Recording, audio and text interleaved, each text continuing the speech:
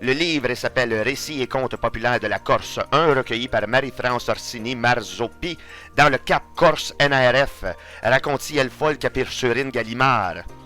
L'introduction que je vais vous faire seulement rapidement ici en quelques phrases. Contes merveilleux et contes facétieux, contes d'animaux et contes édifiants, légendes pieuses et légendes héroïques et historiques, de fées, d'histoires et de diables, histoire de loups et d'histoires douces, prières et formules magiques, proverbes, dictons, devinettes, formulettes, randonnées, discours, bonne histoire, compliments et chansons divers et variés sont les genres. En littérature populaire, mais rare et précieux, le conteur qui les maîtrise aujourd'hui encore, les arts traditionnels de la narration. Je lis pas plus loin que ça c'est juste le premier paragraphe qui explique. On est dans le compte 1, on mettra pas ça à partir du compte 2. Le crâne. Une fois, des femmes de Figarella qui étaient allées vendre leurs fruits à Bastia s'arrêtèrent. Sur le chemin du retour, près du couvent de Saint-Hyacinthe, elle avait emporté de quoi déjeuner et, après avoir allumé un feu de bois, se mirent à faire frire des œufs dans un poêlon.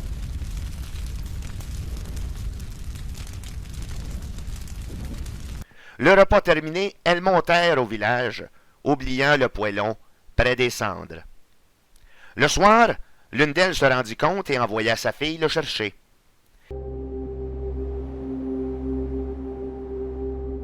Quand la fillette arriva à Saint-Hyacinthe, elle vit una coxa, elle vit una kjoka,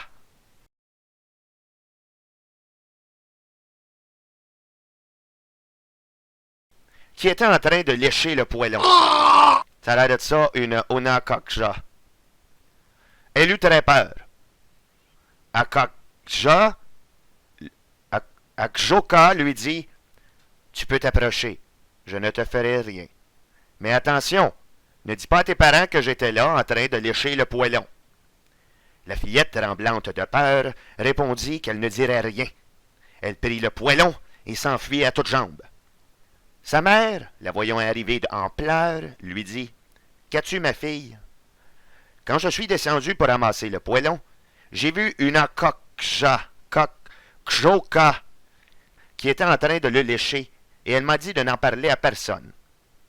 Tu as bien fait de me le dire. À présent, je vais laver ce poêlon, et nous n'en parlerons à personne. Mais dans la nuit, la fillette entendit la porte qui s'ouvrait lentement et une voix qui scandait ces paroles. Alors que je suis à la première marche. Alors que je suis à la deuxième marche. Alors que je suis à la troisième marche. Et ainsi de suite. C'était encore Kjoka qui montait l'escalier. Quand elle arriva en haut, elle entra dans la chambre de la fillette et dit: alors que je te prends. Et la coqucha disparut, emportant la fillette avec elle.